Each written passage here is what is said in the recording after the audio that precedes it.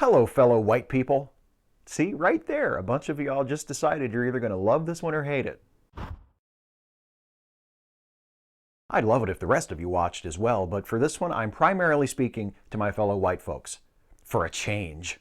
Anyway, today is Martin Luther King Jr. Day. Many of us are marking the occasion in a variety of ways, including the President-elect and Vice President-elect.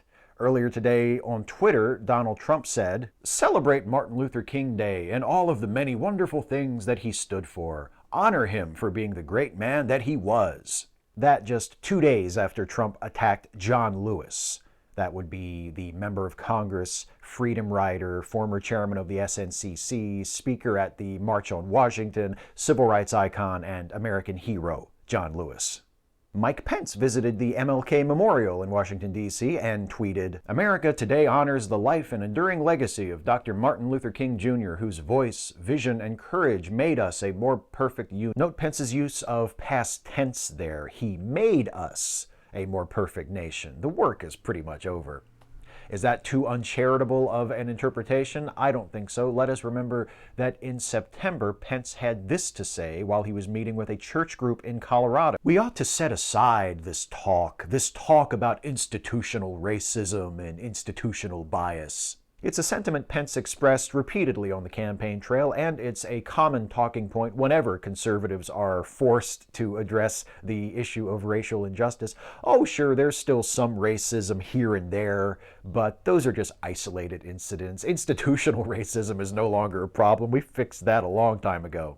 A lot of us white folks have attempted to retroactively lay claim to Martin Luther King Jr., and some of us, in doing so, have recast him as a kind of colorblind moderate who, were he alive today, the Trumps and Pences amongst us like to imagine, would agree much more with them than he would with those young, impudent instigators at those Black Lives Matter rallies. Some of us share memes of Dr. King like this one, which displays his timeless quote, "I look to a day when people will not be judged by the color of their skin, but by the content of their character." Except that's not what King actually said. That's the sanitized version, scrubbed clean of any reference to the particular racial injustice to which King was responding. That quote is derived from King's "I Have a Dream" speech, which he delivered at the March on Washington in 1963, and the actual quote goes like this. "I have a dream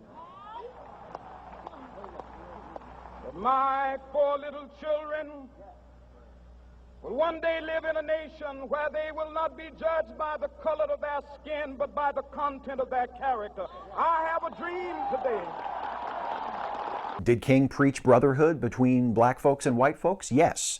Did he beseech his fellow black folks not to give in to hatred of white folks? Yes, absolutely. But was he colorblind? No, absolutely not. King knew all too well that his enemy was the oppression of black folks by white supremacy, and he said so often.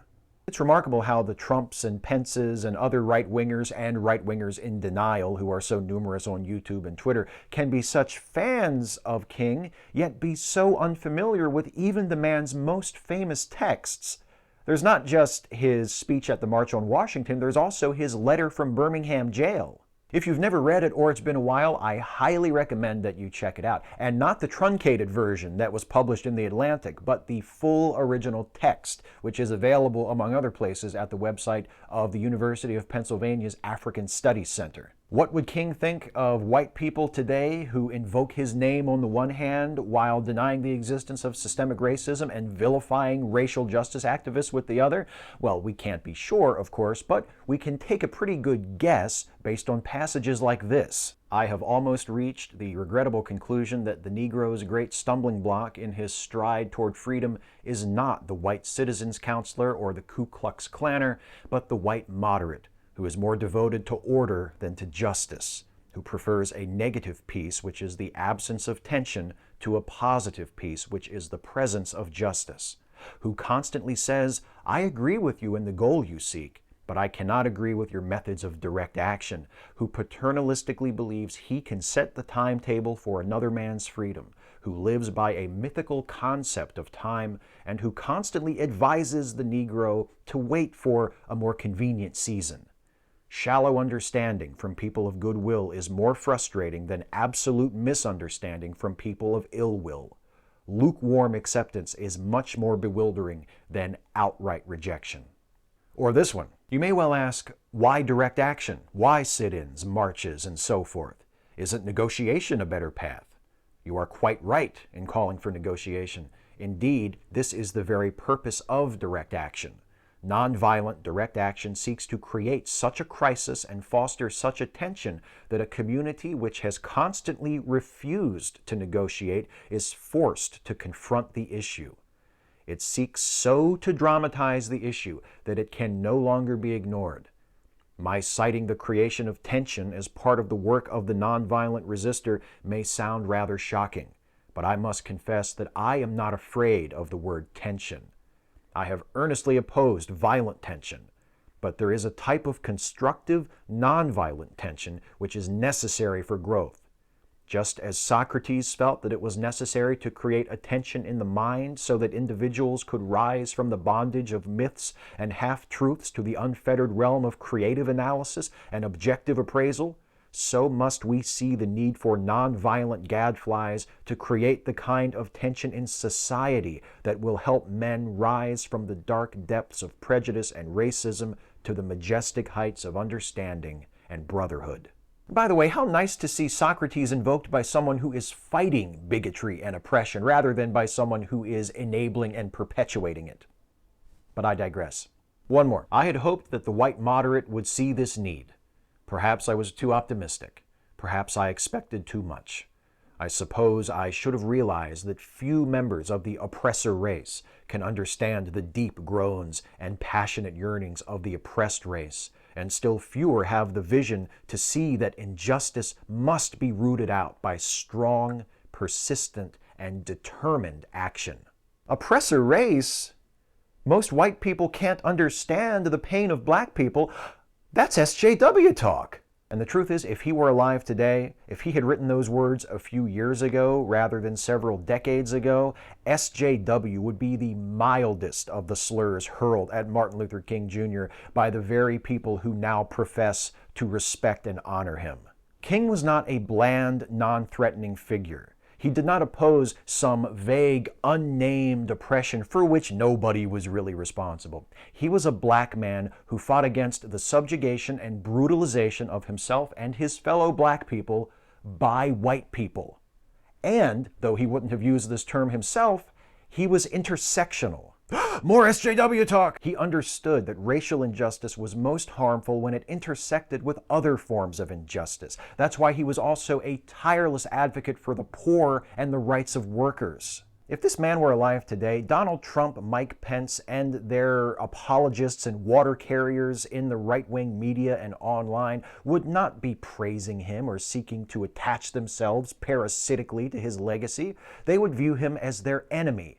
And they'd be right to, because that's exactly what he was. He would fight them as John Lewis seeks to fight them, as we all must fight them this day and every day if we aspire to truly honor the legacy and carry on the work of Martin Luther King Jr.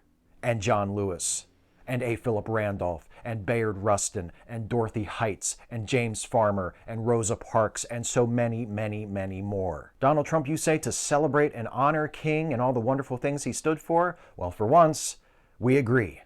That's why I and millions of other Americans are making it a top priority for these next few years to resist you. You lying, bigoted, rape apologist, walking disgrace and blasphemer of every sacred American ideal. Be careful what you half-heartedly tweet for, Trump, because here it comes. Speaking of which, there's about to be another March on Washington. In fact, it's less than a week away. On January 21st, the day after Trump's inauguration, Americans from all over the country will gather in Washington, D.C. for the Women's March on Washington. It starts at 10 a.m. at Independence Avenue and 3rd Street Southwest at the Capitol Hill end of the National Mall. Just as black liberation means a freer and more just society for people of all races, so too does women's liberation mean a freer and just society for people of all genders. So I'll be there, standing alongside my sisters and my brothers and everyone else. And if you can possibly make it, you should come too. Join us as we each strive to do our small part to realize what Dr. King called that distant tomorrow when the radiant stars of love and brotherhood and sisterhood will shine over our great nation with all their scintillating beauty.